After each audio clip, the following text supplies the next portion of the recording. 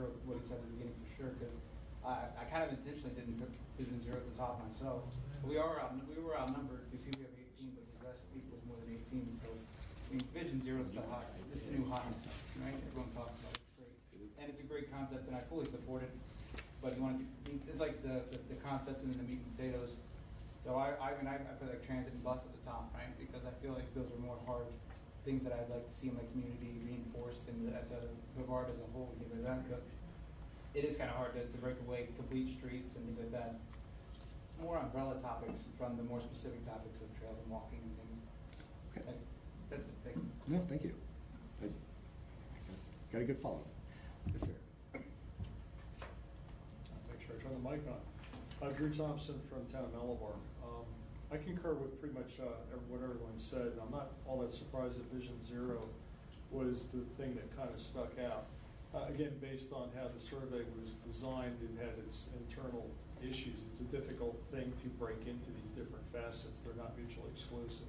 You know, it's apples and oranges and a lot of sauce in between, and it's raining, kind of thing. But I do think one thing that's out here, albeit that Vision Zero kind of took the primary focus, I think trails are inherently part of the solution.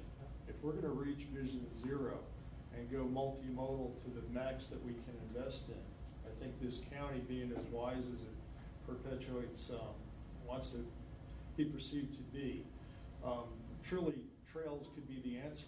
Because the more people that use a trail that's not subject to traffic or people driving up on the sidewalk, which has happened way too much lately, trails are the obvious safe way to go.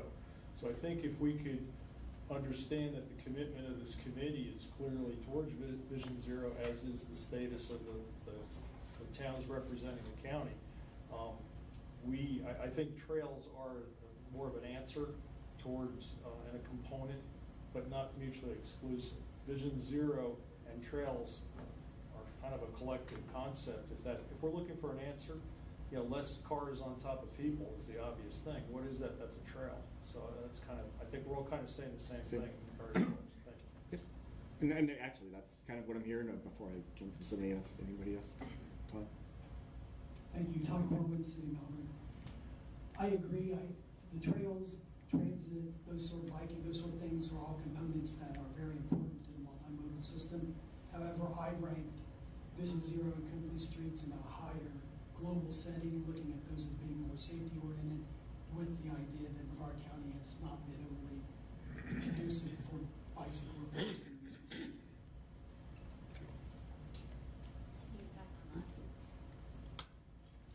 Pete Paddock, citizen from Titusville. I'd just like to pipe in on supporting the department and their new view of safety, where they've taken studies of areas that have large numbers of fatalities and injuries.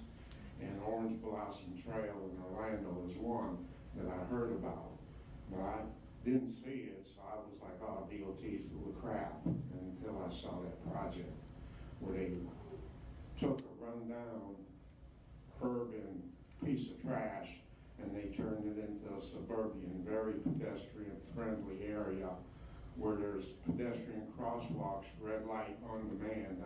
I'm guessing a half a mile apart. So a pedestrian is never less than a quarter mile away from a red light on demand. There's nice safe areas in the middle of the road for them to stop. The sidewalks are improved on both sides. It looks suburban and not the urban blight that I saw. And Bobo, her supervisor, said that the department is taking a new focus on safety, where they're getting into these high crash areas and studying them and improving them. So here in Brevard County, we may have not seen that yet, but I'm looking at a Melbourne walk, and that may be such a project. I hope it is, especially from what I've seen on Orange Blossom Trail. And I'm really hoping that the sidewalk meeting coming up on the beach in a few days, that is also really, really stressed. Because what they did on Orange Blossom Trail, I couldn't believe how they transformed that road. I mean, it's mind-boggling, the before and after.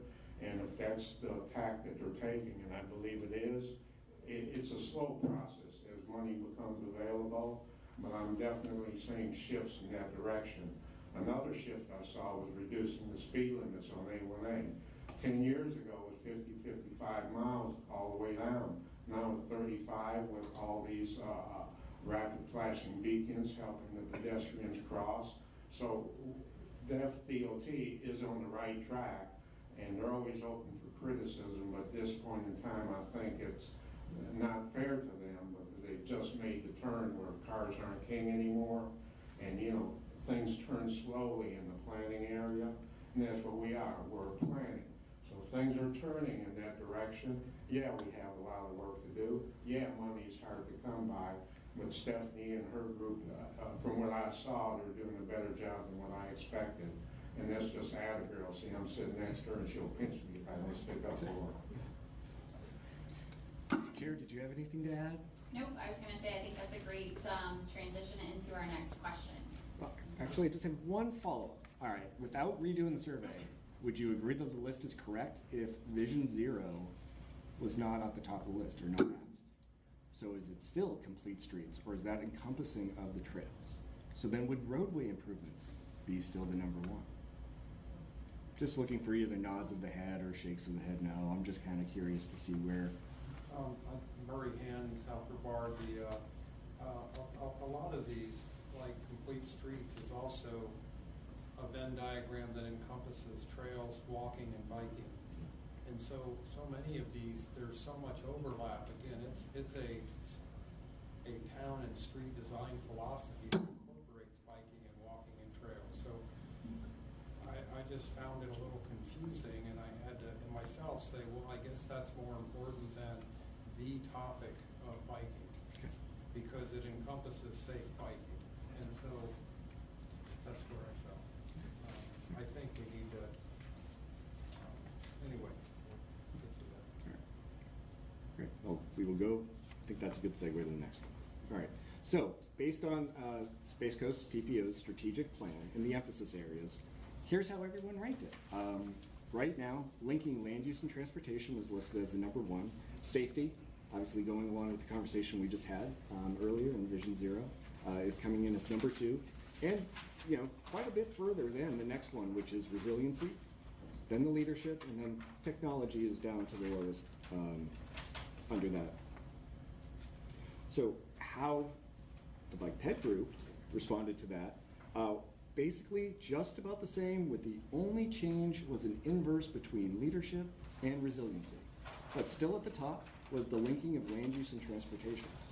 So what I wanted to ask this group is, linking of land use and transportation, what does that mean to you?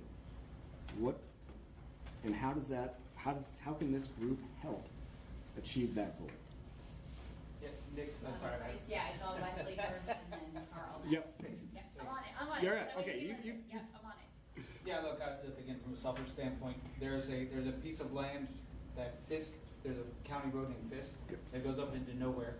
It's owned by the city, and I've talked with the city about this, that should there be a station placed in City of Cocoa around 528, should there be projected, there's a perfect way for us to run a modal for walking and bicycling up the rest of Fisk, which is again owned by the city county, and then up behind across Michigan, which goes across one road there, and then all the way up to behind where Walmart and the transportation will be.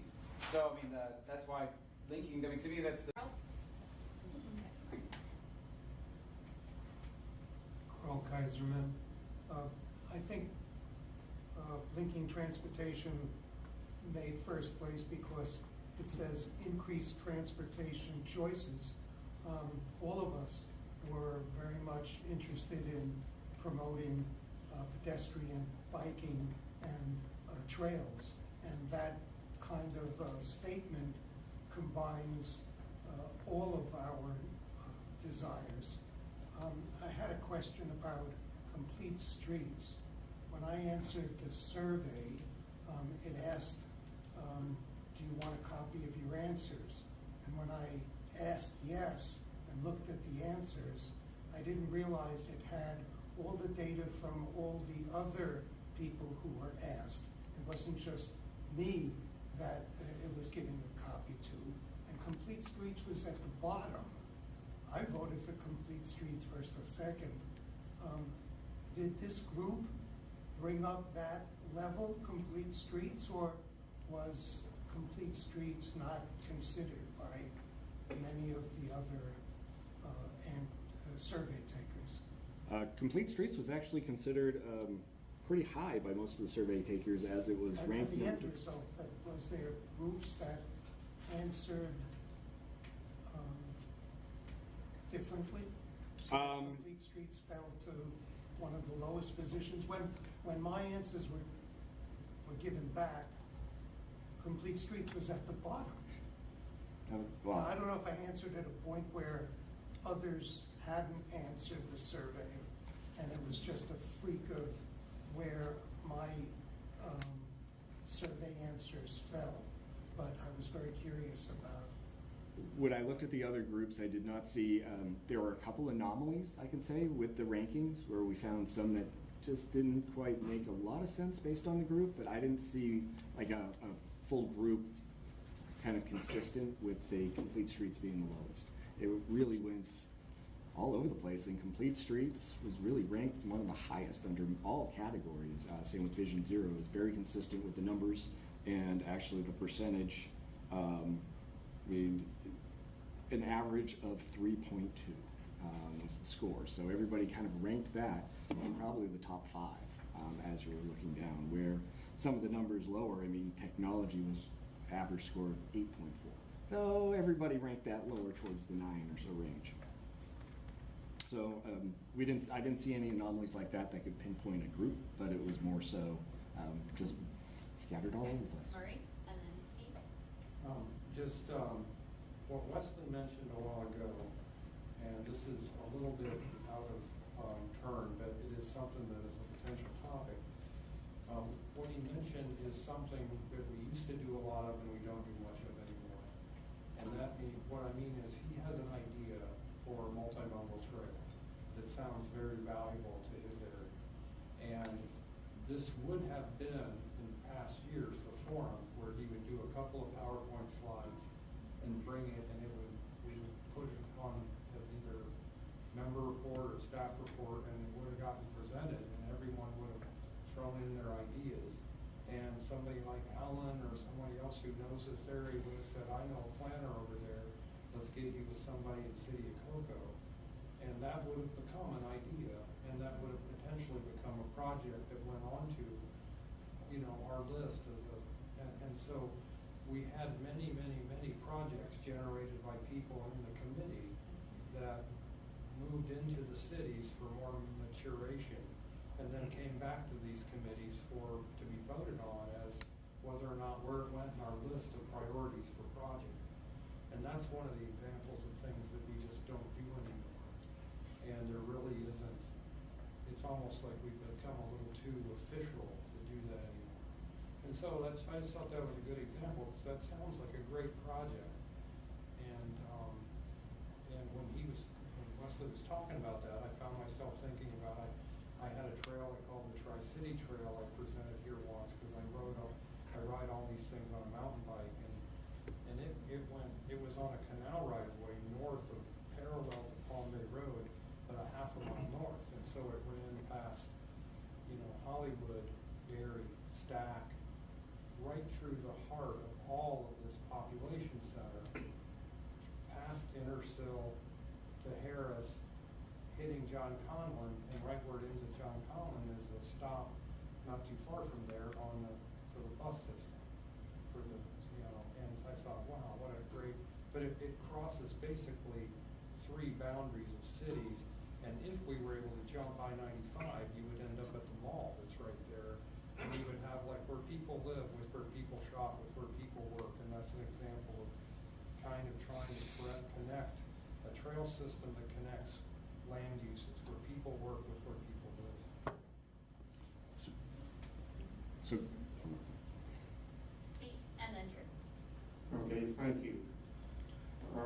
Linking land use, I thought they did that years ago with comprehensive plan, future traffic circulation elements, and you got to stick to it unless you do the unholy comp plan amendment. And then government, local government is run by developers. That's who they see all the time, and they have property rights. So our best laid out comprehensive plan and future traffic circulation plans go to crap for the 1,000-unit developments that will bring nothing but good to our county and our municipality. I'm working in the Orlando urban core right now, and when I tell people we don't have impact fees in Brevard County, they think I'm shooting them some bull. And I'm not, it's a reality. And where I'm working now, they have bicycles. You pull out your smartphone, you use Apple Pay, it's battery powered, and you can cruise around the urban core. And you don't need bicycles, they're just parked there. You just walk up, you jump on, and you drive. Electric bike for transportation around. Buses come every 15 minutes. Is that ideal? Hell no, but that's what they got. But I want to live there? No, I like living in Brevard County. But are we planning to keep our good quality of life? How do we change it? We got to kick some politicians out, get some smart politicians in, but that's easier said than done. Because development puts money into their campaigns, and that's how they win elections. So we have the tough thing. We've got good plans, they've got property rights, and that's the battle of Brevard County. What's going to win? I really don't know. But I'll enjoy living here till we get too crowded. Drew, and then Alan. And then what? Right, yep, got you. Drew Thompson, the town of Elmore. In responding to the current slide with regard to the strategic plan emphasis areas, as far as the first being the one really dealing with linking of transportation connectivity, I think that ultimately, this kind of parallels the other issues people brought up where there's not a mutual exclusivity issue going. There's a lot of overlap, as Murray's mentioned, with the Venn diagram, parallel concept. All this does kind of interlay and overlap at certain points, but the interconnectivity is so critical that we link where the person is to where the person wants to be in various multimodal means, meaning the choices that are there. That is so key to all of this, because I think most of our safety issue, which is fortunately kind of unilateral agreement that we need to fix that first, or certainly carry that furthest in our emphasis. The connectivity, people get hurt where the connections are not what they should be. There's no sidewalk. The sidewalk stops. They're running across the street. And there's not good lighting. Whatever the cases may be, I think that, in essence, is appropriately ranked, if you will. But again, with the emphasis that we're dealing with apples and oranges again. But linkage of connectivity is the key thing. What we're talking about. The only reason you have transportation is because you want to get somewhere other than where you are. And if we don't understand where people want to go and how many people and what the I guess barriers are along the way, or the safety issues between where they want to go, we need to throw the money that direction. Again, I'll put a plug in for trails along with several others. Trails may be the secret weapon that's inexpensive where we already own the property. I think that's kind of the sleeper behind all of this. Thank you. Alan Woolwich. I just wanted to share a little bit about comprehensive planning. I don't think we have a full understanding how the transportation elements work in each of our 16 municipalities, including the unincorporated areas of the county. We have transportation element, we have future land use element that sets density, we have intergovernmental coordination elements, how well those are working and they're not, but that's something we need to have an understanding about. And especially where there's existing density and where the existing density is, where we can have mixed use for transit-oriented development, and then prioritizing all these the other modes of transportation within those areas. So that's something I think we need to be able to look at in the future. Each community has their own plan. Some of them enforce the policies stronger than others, and that's a challenge. But when we're looking at our major cities, that's where we have density. And then we have the challenge of also, looking at, we have mainland Brevard versus the coastal resources issues and challenges we have for transportation and housing issues. One of the areas that I'm really interested in, and I think we need to have a link in these future land use elements, is when we're looking at affordable housing and ranges of housing and types at the higher density locations, so we can facilitate the next house. Next biggest cost for people aside from housing is transportation. So think having a full understanding of how that's working or not working in Brevard and where our plans fit into that. It's something to think about. Also, I like Wesley's comment about, we should always be looking at new projects. Projects evolve. We have smaller, and the ones that evolve sometimes are smaller projects. I know we look at larger projects with our master plan and budgeting for priorities, but looking for ways to get these smaller projects done that make a lot of sense in the cities and in our unincorporated neighborhoods is good. Now, how do we get them funded? Sometimes these little smaller projects die because we don't have a lap partner to get them done. For instance, we have CDBG funds that we use for projects, for trails and sidewalk systems. We'd like to be able to partner further with that, so that's a challenge. Especially in those areas where we already have established infrastructure, we have the density, we have a range of housing types, and we want to encourage that, especially links to transportation, transit. Okay, Craig? Craig Smith, County Grant Park area. I'd like to echo what Alan said and Wesley. I think, a bunch of small projects, if I don't know, if they're a little easier to get done and a little get funded, you get several small projects that link together, that becomes a medium size or a big project down the road. To your slide right now, I find it interesting. And again, it's me stepping back up on my trail soapbox, but number 1, that seems to me to be the same thing as number 8 on your other slide. How do you everybody voted for this number 1 across the board. Well, that sounds like a trail to me. The same people that voted trails as number 8 in the priority. When I'm looking at this slide, it seems like you're saying trails are number 1. That's kind of what number 1 is. Complete streets, trails, walking, bike, yep. Yeah, like I don't have my old man glasses. No. No, linking transportation and land use, focus on connecting people to destinations. That sounds like a trail. It's number 1 on this slide, number 8 on the other. One of the votes. Transportation choices. Okay. Well, I'm not going to go through all of the questions. Yeah, I would just like to follow up a little bit about the comprehensive planning perspective. There are a myriad of elements in the comprehensive plan, and yet there's a future land use element, and it also includes a future land use map. And the future land use map is a mechanism for establishing where the maximum density, or greatest intensities and densities will be placed within the jurisdiction. And the thought process is those areas where there are already transportation systems, transit, utilities available, those areas will be the parts of the jurisdiction that get the higher densities and intensities, so that you can encourage more use of multimodal systems, and then work on connecting all those higher density areas. And then there's a transportation element to facilitate the level of services and other roadway improvements and trails and those sorts of multimodal opportunities, which will facilitate transportation throughout the city or the county.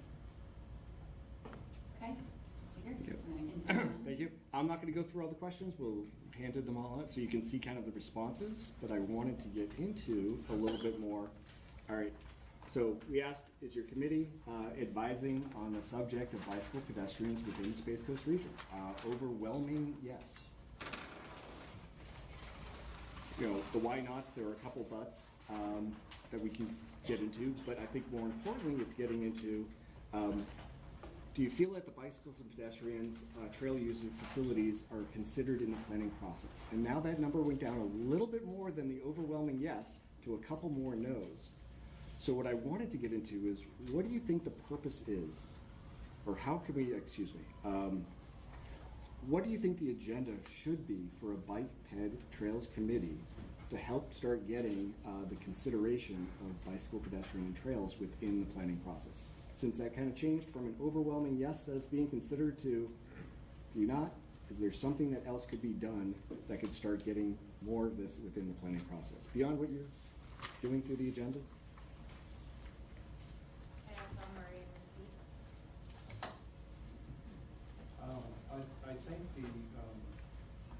I think it may be that these, again, the question asked is so broad. Do you feel that bicycle, pedestrian trails are considered in the planning process? I mean, they're certainly considered, you know, I mean, it would be hard to say they're not considered. So the question is so broad, it's almost impossible to answer no. And so, you know, the question of what, it seems like the Technical Advisory Committee and all the other committees that are within the Space Coast Transportation Planning Organization have an awful lot of these bases covered already. And personally, and I'm probably in a minority here, I would like to see the BPAC get back to being more of a pure advocacy group for pedestrians. And not, there are plenty of people looking to do Vision Zero at the DOT level, you know, and things like that. I mean, and so, I mean, I would like to still have the freedom within the committee, or feel like it is part of the mission to look at the vision of connecting cities to cities to cities. And what I think that we've lost in the last few years has been, or could be re-emphasized, has been that this group and the Space Coast TPO should, I think, try to provide the cities tend to be myopic and focus within what they control within their city. And saying, I want to jump from West Melbourne to Palm Bay. I want to jump. I want a trail that goes from Melbourne to West Melbourne. I think that has to be at a higher level than those cities, or someone has to step outside their box. And people have enough work within those cities to not step outside their box. And so who is going to provide that vision of how do you get the South Brevard Linear Trail built when it goes from Malabar to Grand Falls Ferry to unincorporated Brevard County and to Indian River County? Who's going to provide that vision if it's not the Space Coast TPO? Great. All right, well, let me ask a question that may be a little bit tougher than this one. If you had the same agenda as the TAC and the CAC, how would you advise on that same agenda? Or would you just want it focused more on bicycle or trails only? Or do you want it holistic?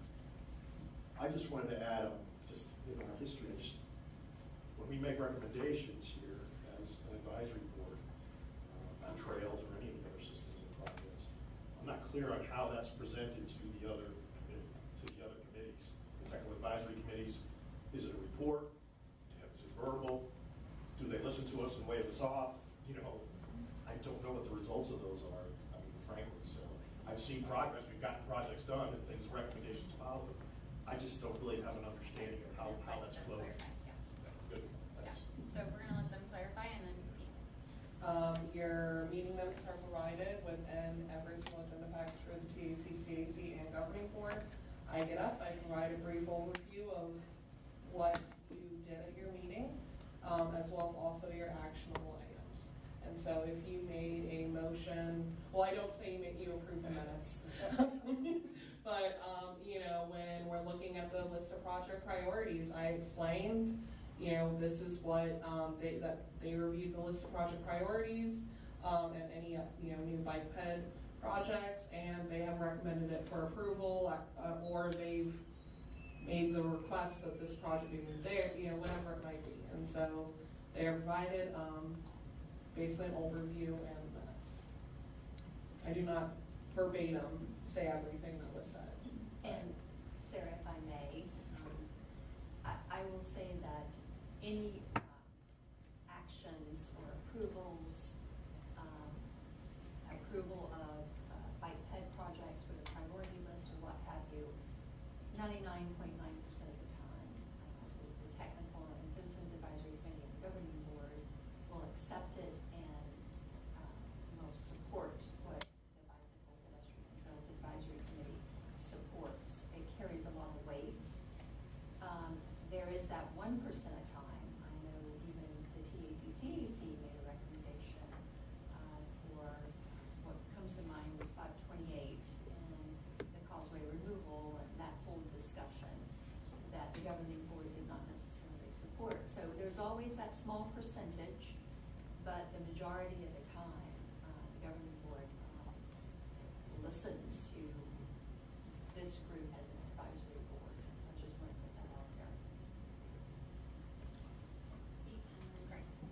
Yeah, I like using my role to put ideas in people's heads. I know how I like to travel. I know I like sidewalks 8 feet wide, so I don't have to step in fire ants when a couple passes me and the 5-foot sidewalk isn't wide enough. So when I see these new projects come in front of the TPO, I'll say, hey, that sidewalk isn't wide enough for two-way traffic. I know nothing's going to happen today, but you got to start putting ideas in people's heads and keep on pounding, and eventually it'll change. Last time I did it, I got an email from the saying that there was a PD&E in my local town, and I went there and I put the idea in their head, and they said, well, we're using traffic counts. Well, I really don't give a damn about the pedestrian traffic counts. I view this link to possibly being tied into another link sometime in the future, and instead of having 2 miles of 7-foot, 8-foot sidewalk, it could tie in and that'll be 4 miles. But we got to start someplace, and that's what I do. I try and put ideas in these engineers' heads that what they're designing isn't good enough for pedestrians. They're thinking about cars. Cars are king. They don't think it's minimum standards, 5 foot or 6 feet. Those are the minimums. They don't really think about usage. I'm a user. I can put that in their head, and I do. And I keep pounding and pounding, and I'm relentless. I don't stop. And you know, that's how I use my position. Here, not so much, because we don't get that much in front of us. But on the TPO, anytime any project will come up, I'll harp on, hey, that narrow bike lane, 55 miles an hour, you want to kill all of us? You know, I'll keep on harping and getting ideas in their heads. Driving for safety and driving for better facilities for pedestrians, bicycle users, walkers, and just all of us that prefer not to drive all the time. And that's how I use my position and my role. Thank you for your time. Okay. Craig? Craig Smith, Town of Grand Falls area. I think basically I'm going to say what Pete just said, but a little differently maybe, but not your last question, but the one before on how to bring that number up. I think it's exactly what Pete said, and like Wesley's idea. I think bringing more compelling projects, whether they're large or small, but you know, presented well, documentation on how it can improve the quality of life, it can provide safe transportation, it can benefit the better off communities, the not so good communities. I think putting more of that forward and getting that in front of these other organizations would bring that number up. Okay. All right, well, we have about 4 more minutes on this, Tad, and we're going to go on to the SWOT, but I have the question to follow it up. All right, so based on what I've heard and how you've been more of a talking about the agendas and how there's maybe a little bit of redundancy of what you would be advising on bicycle pedestrian trails with what the technical advisory advises on. So would you put yourselves more in the advisory category or as an advocate category as a group? Heard kind of both sides, so I'm just kind of looking for nodding of the heads because this will help us as we're getting into the SWOT analysis and looking at the strengths. What are our strengths even more so as an advisory or? I got it. Yep. Put your heads in common. So again, it could be blended. I'm just kind of looking to see where we're going to go with this as we start taking into the strengths and weaknesses part. Is it an advisor as continuing as the group as it is with the agendas similar to TAC, or is it an advisor focusing on specific issues, having a goal, an objective, and a time frame to achieve them? Oh, sorry, advisor versus advocate, which would have a specific goals, objectives, timeline as you were trying to accomplish those items. They could always be refreshed versus a standing committee that had a standard agenda that every single time that the technical advisory and citizens bicycle would all advise on the board. So I guess those are the two kind of sides of the coin that I'm just kind of looking at. Drew Thompson, Town of Elmore. In response to that, I think each individual would have to provide their own opinion on what they perceive their role is here. But I think in approaching the survey, I myself viewed it as what is the current role of the BPTAC. And I look at it as being, there's a key word in it, and that's the advisory, the word advisory versus advocacy. And to me, if I'm going to be spending my free time driving up here from South Brevard, et cetera, et cetera. You know, my time is my money. If I'm not working, I'm not getting paid. So I'm not doing this on some larger entity's tab or whatever. I take it real seriously where my time goes. And because we all have a lot of interests, we all want to do a lot of things. To me, being on an advisory committee means that what my opinions are worth, and if I'm worthy of sitting here taking your time and such, I need to be able to provide, you know, somewhat of a learned background concept and hopefully some ideas on how to make life better. Advocacy is kind of, yeah, I'm pro the NBA team, et cetera, et cetera. To me, there's no question that advisory is what I want to be on. If I'm going to do my limited time, it's going to be advisory. I think I can change the world a little bit better that way. On that same note, I've had some concerns I've expressed them within this group that the advisory status of this group is somewhat not always there. And I know that's on a rare occasion, but if the higher groups do not take, and I don't mean to beat a horse into the ground or whatever the proper term is, we just need to make sure if we are an advisory committee, our advice is taken by the powers that govern this group, ultimately. Because I think some of the advice that's given may have impact on the county from both an embarrassment, legal, and all kinds of things. If we aren't taken seriously, we may not be as motivated to do our homework, to show up, et cetera, and then the power and purpose of this organization becomes somewhat in jeopardy. You know, advisory to me is key to the whole thing. I'm an advocate for a lot of things that I think are good, but if I only have so much time, I'm going to choose the advisory status. Thanks. All right, Murray? I have Murray Hand, South Brevard. I mean, we're clearly an advisory board, right? We're trying to, I think our agenda is to try to provide a broad-based user's perspective with which to give our elected officials and within the TPO. And, you know, what we think, because not all projects are great projects. And so, you know, we've tried to, you know, I think tried to do that over the years. I mean, I'm always a bicycling advocate and a trails advocate, but not every trail idea is a good one. So you have to sit back and try to put your advisory hat on, because we don't get to directly allocate money. So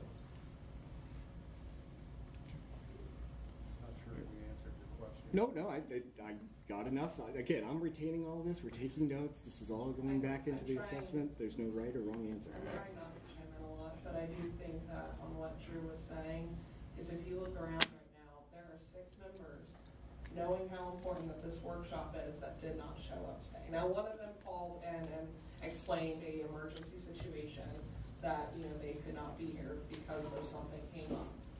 But given the nature of how important this agenda was, there were 5, we'll say 5 members instead of 6. We'll discount the one that was emergency.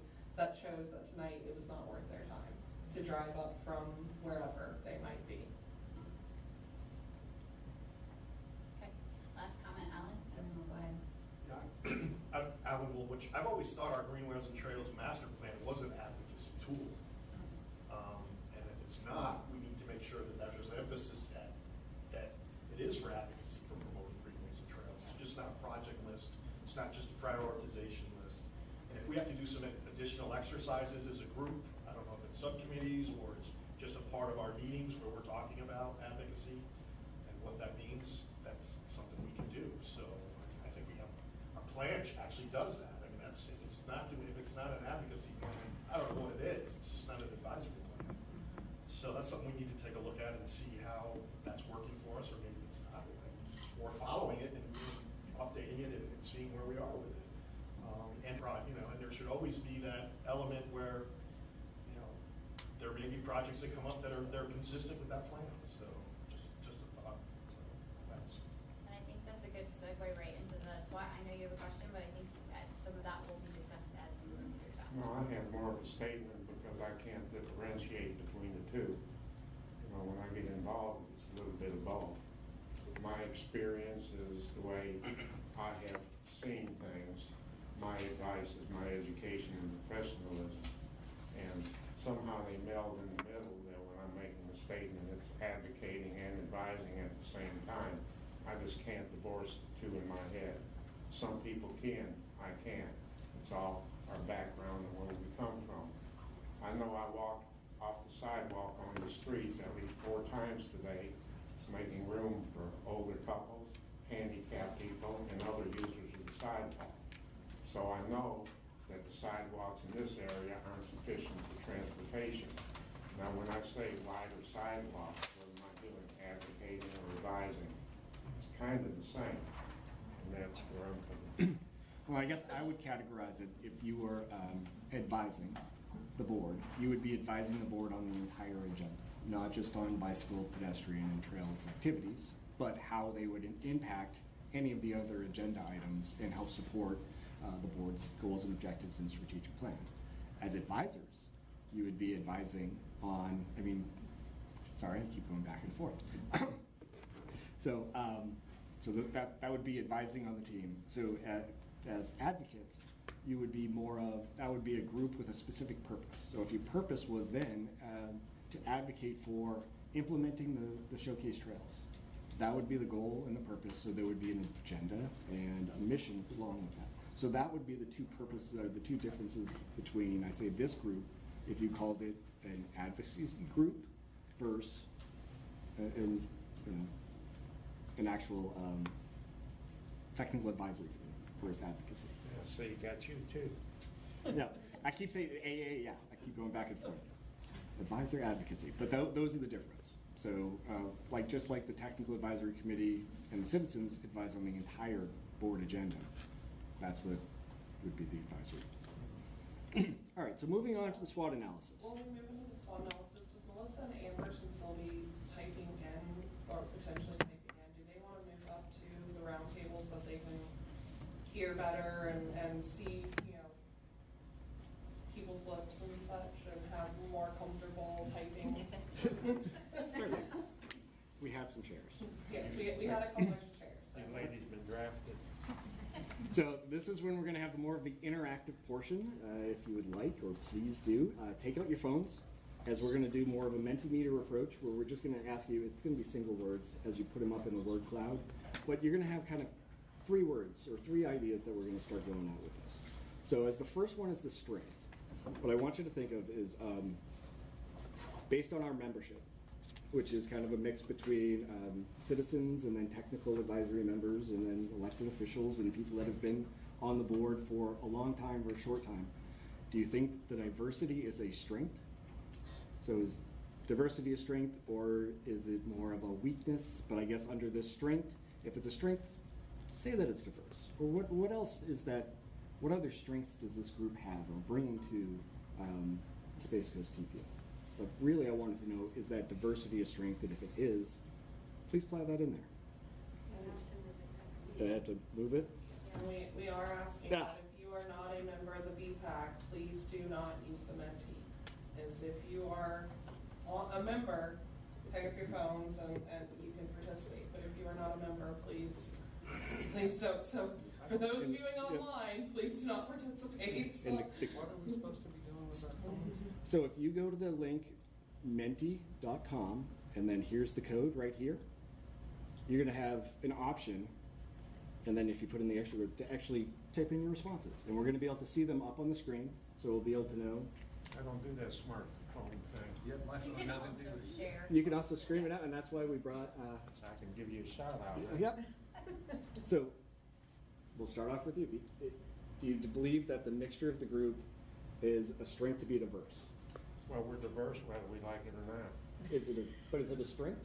Well, that's why we're here. It's Okay. a positive thing. We all have our own opinions. So diversity is a strength. Yeah, I think it's strength too.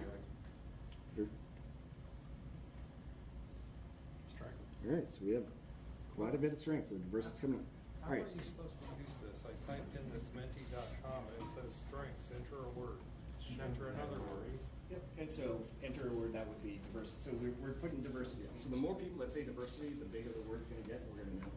And if not, by diversity, you mean a mixture of citizen advocates and city, people who work within the planning departments and things like that. yes, correct. is that a strength to have that diverse, or would it be more of a strength to be just citizens advocates or just technical advisory? Again, with this. Like a mix or a homogeneous group. Well, I think it's a strength because citizens might have ideas, but, you know, Todd over there might know who to get it done with in Melbourne. And I wouldn't know who to talk. So we're networked? Yeah. So now, Or what your issues might be, or what your advantages might be from a planning standpoint. Alan can answer that. You know, or Specialization, you all have different tools in the box. so, great. Under strength also, so your second word or something else to choose. How are you different than the technical advisory committee? Well, citizens were. How is your strength?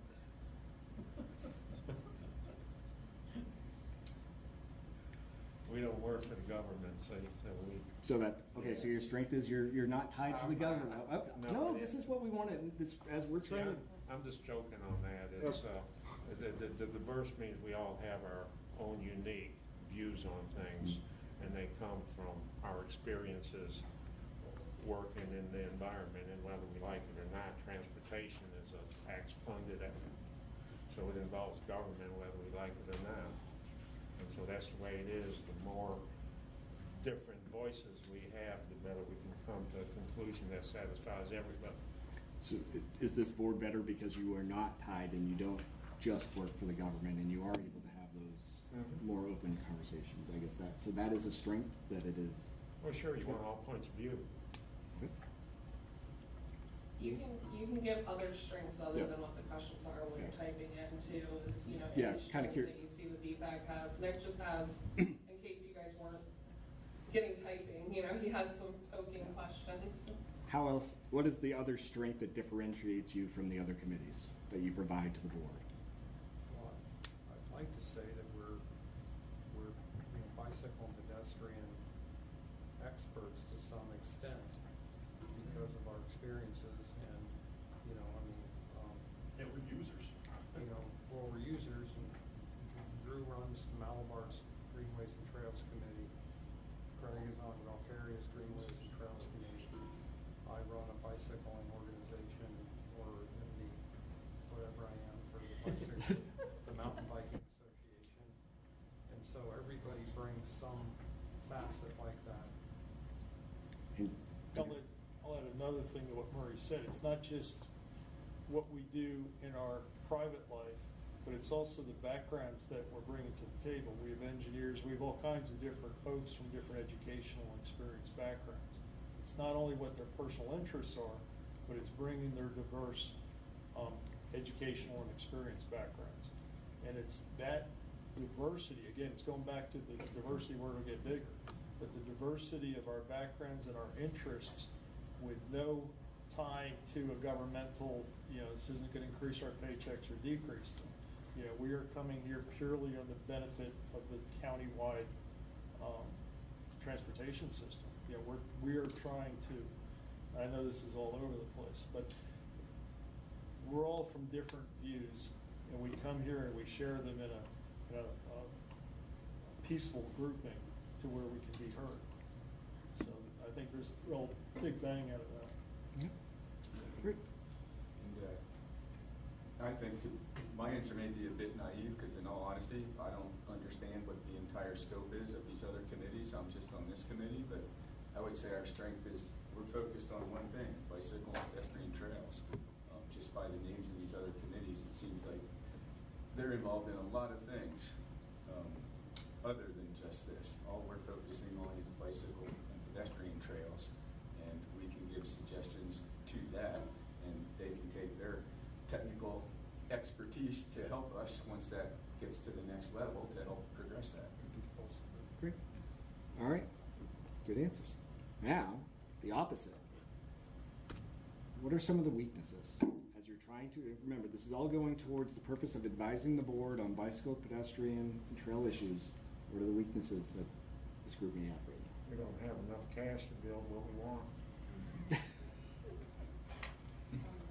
None of us do. Yes. Projects take so long to get from inception to even the point where construction can begin. Kind of loses focus, or you just can't ever really see it getting done, or Both. okay, great. Well, it's a good point. That's not controllable by this committee or by the Space Coast TPO either, and it's one of the things that the official projects have become, requiring lab certification have become so officious that, or so burdened with oversight that they are unachievable for most of the small cities, or all of the small cities. You have to find a lab partner who's going to do that for you. It's expensive, and like building the Bulgaria or building the El Tuttle Trail, it probably doubled the cost of the project because you're building a sidewalk in the woods when you're building a trail. One person out there running a bobcat has to have a certified inspector sitting there watching. You've doubled the cost of the project at that time. And so there needs to be, and it's beyond our pay grade, but there needs to be with the goal of saving the federal government money, they've implemented a process that costs so much money that it's to small cities like Malabar and Grand Bulgaria, it's a little bit of a disaster. We don't have lab certification, and it has become such a difficult process for people who do have it that they don't want to volunteer to help you in another city Palm Bay, city of the county. The county did the last lab certified project in Malabar, and so a town like Malabar cannot really bring a project forward to this group unless you have a lab partner. Or why? What's the point? We're not going to get it funded. So I guess the weakness under the implementation is that the lack of options for implementation. Is it beyond just the funding? Is it, if you had the funding? Well, I mean, the way that one of the complaints I've had before, and it's a little flippant, but it's like 10 years ago, this was an advocacy committee that helped you get a project done, and now it's another regulatory committee. Okay. All right, question to go along with this. So, if you had a big pot of money, would you be able to implement, would you say that you'd be able to implement the trail project as this group? So is that a weakness, I guess, that you don't have that implementation ability? Too many fingers in pie, too many people Wait, real quick point, please remember to use your microphone before you start giving that feedback so that everybody's I good. thought they're using their Yes, phone. like if you're You said using your shout out, phone, so- then you're good. If you're shouting out, please use your microphone. See, I'm following his instructions. I know, that's why I'm clarifying. Yeah, I'm I'm just- clarifying. See, too many fingers in the pie. One set of instructions, somebody else jumps in, another set of instructions, and that's what I'm saying as a weakness. Too many fingers in the pie. So even if we had a lot of cash, you got the city of Titusville, Palm Bay, Bulgaria, everybody has their certain idea. You've got 20 municipalities all have to come on board and have the same vision before it can go through. So that takes a long time to get that herd of cats all on board. So it's the local political jurisdictions not having a common goal that is a big weakness. The big trails come thanks to the department, FDOT. Then they leave the parking and the facilities to the local municipalities. That's why we don't have parking or bathrooms on the fine trails that we do build. See, once again, too many cats and not a big, organization where everybody agrees, and that's a weakness. We don't have one entity that can do it all. We have a lot of little entities, each one doing a little piece, and it's hard to get it all together.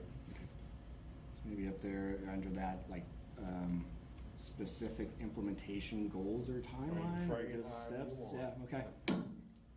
All right. Wait, 10 minutes. Okay.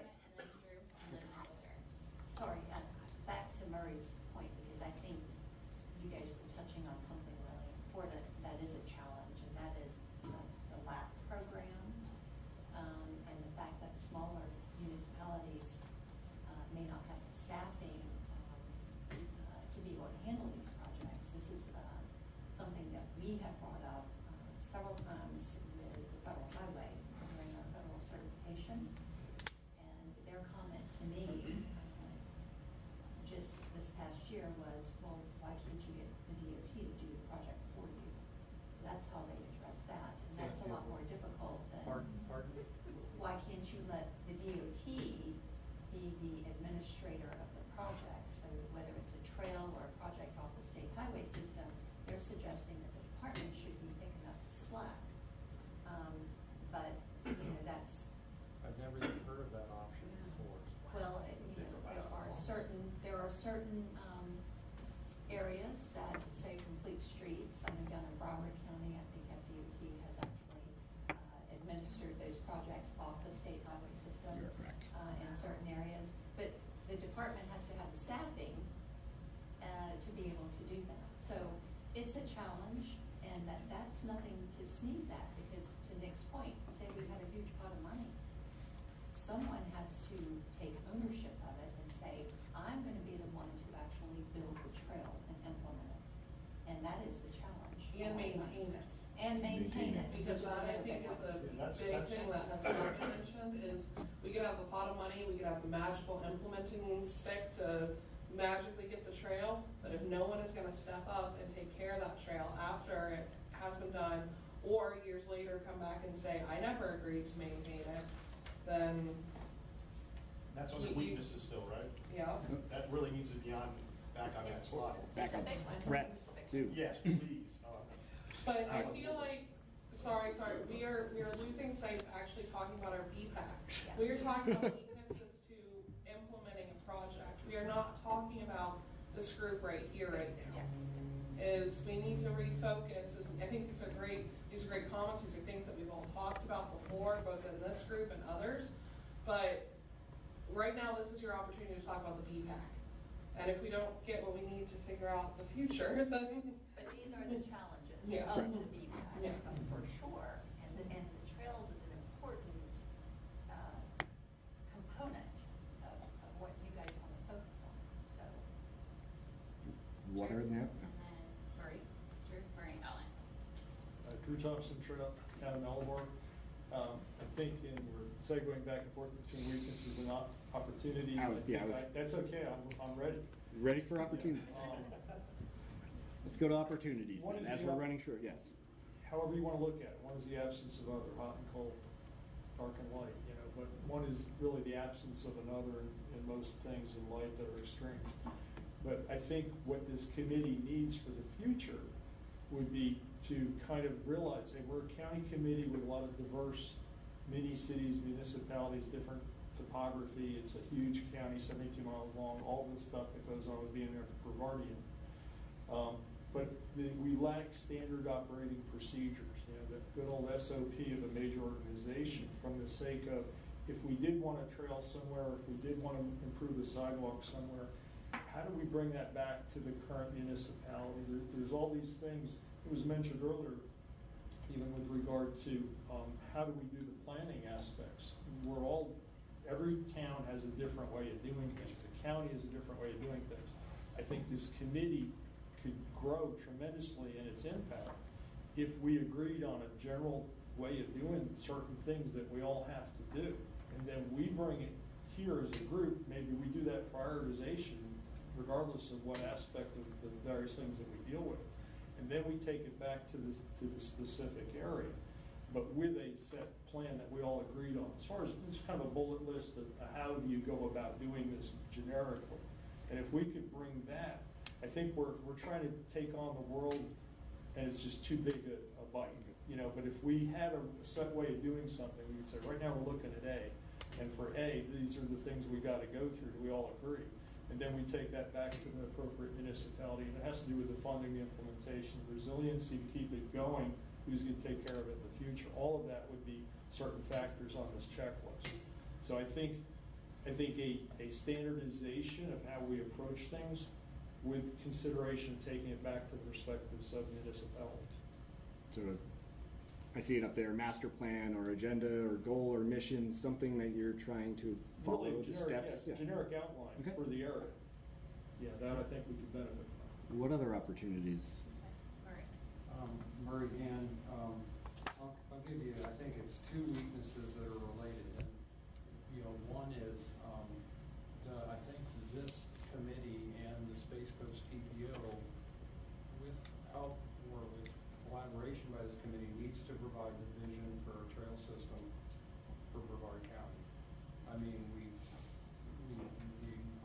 there's no longer an effort, I think, to provide the overall vision, meaning like, is West Melbourne going to hook a trail system up with Palm Bay? And it's a weakness that Palm Bay is non-participatory in this committee, but fill in that weakness if you have to. And for instance, like Malabar's been working for years to connect the Grand Bulk area.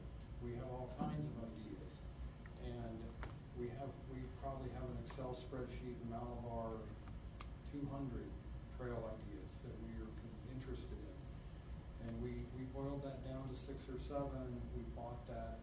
We tried to, it was not clear to us even how to bring those forward as a formal project to try to get funding, because we don't have much staff to cost them properly, and to try to, how much money do we ask for, and do we have the wherewithal professionally to back up that we need the amount of money we're asking for?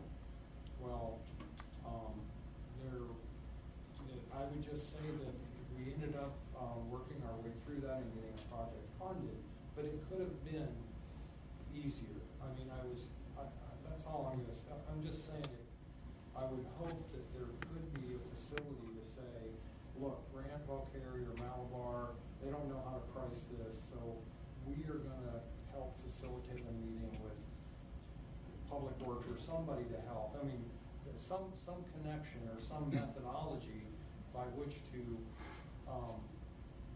fill in that weakness within the town. Every town's not going to have a grant writer and a professional civil engineer on staff who can estimate the cost of something. So if we're going to have a greenway and trail system from the north to the south of this long county, we're going to have to fill in those weaknesses somewhere, and somebody's going to have to provide that vision to do that. So is that kind of an opportunity to help complete the Trails Master Plan as this group? That's there, and work with those communities that don't quite have the groups represented. 3 more minutes. So we've got to get to some threats. Sure, and then All right, real quick. I think Murray was inferring on this, but I think it is within this committee's perspective of future use to facilitate what you're saying is really a methodology that's missing. We all have times we need that expertise that's not in-house.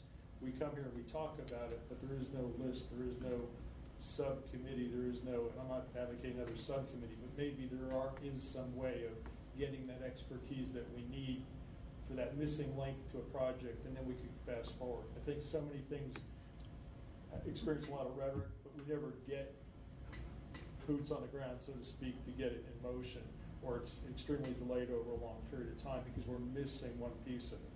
And if we had that methodology, that check sheet on a unilateral point of view for the county, and we could then implement it and maybe call some expertise, possibly another town helping one town. I know Grand Bulk area and Malabar have helped each other on things. If we could get a little bit more of that going, that might benefit.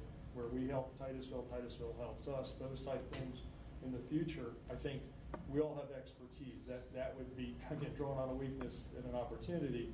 But there you have it. I think we're missing that methodology. Maybe this committee could somehow plug it in. Maybe you can help us with that. Thanks. Okay. Alan, and then we're going to move on to threats. Threats. We want to talk about it. Yeah, just wanted to reemphasize on weaknesses on operations and maintenance for future projects. That's a huge challenge for small projects. You can also put that under the threat Yep. for implementing. Good transition. Thank you. Yep. Yep. That's a threat. What else is a threat to implementing bicycle, pedestrian, and trail improvements through the Space Coast TPO or through this committee? What else is a threat? Just yell out words. Yep. naysayers. We're running out of time. Maintenance, politics, and money. Maintenance policy. And you have the guy living on the corner who doesn't want the trail across the street. Politics. Naysayers. Not in my backyard. Yeah, you got it. I'll bring bums walking in front of his house, stealing his stuff. That's complaint number one, undesirables walking. That's the biggest enemy on sidewalk projects. And biking. Misperception. Misperception is what we got. Misinformation. Misinformation. Well, it's a perceived, they perceive that and they believe it and they're very vocal in their opposition to sidewalk projects. That's just built in, I mean, that's baked in. It's easy to overcome, you build it and that fear goes away, but they have a lot of political say. That's politics. Second, I've sat here for 6 months hearing bickering between Malabar and Brevard County over oak trees and they locked down the trail. That's politics at its ugliest. That's something else that has to be overcome. Why aren't they working together to facilitate and keep things open while they resolve issues instead of getting in a punishing mode? That's the politics, and politics are pretty ugly around here. So it's money, politics, and misinformation. You've got it all. We're done. You got it? Thank you very much. All right. We go back here, just kind of. Still thinking about the trees. One more thread, Carl Kaiserman. Perceived ownership.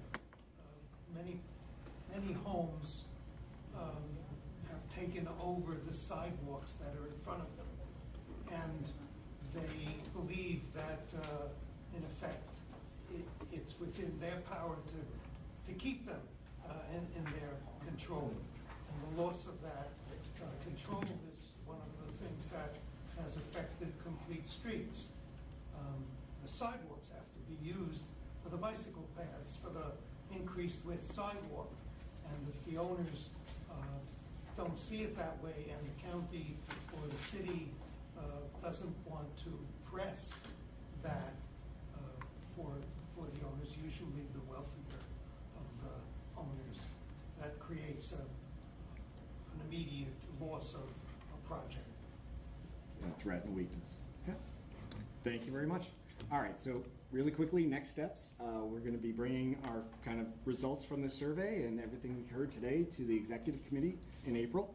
We're going to look to draft a policy and development and some recommendations, and then bring it to the Space Pico TPO and let them bring it to the board and make that consideration. Have the policy. Boy, why does that sound good? Are you, did I understand there was going to be interviews with committee members? Is that ongoing? So we did some interviews earlier as we got the survey results, but we do not have any additional interview that we had planned for the scope. But if there's some extra information you would like to provide to us, we'd be happy to listen.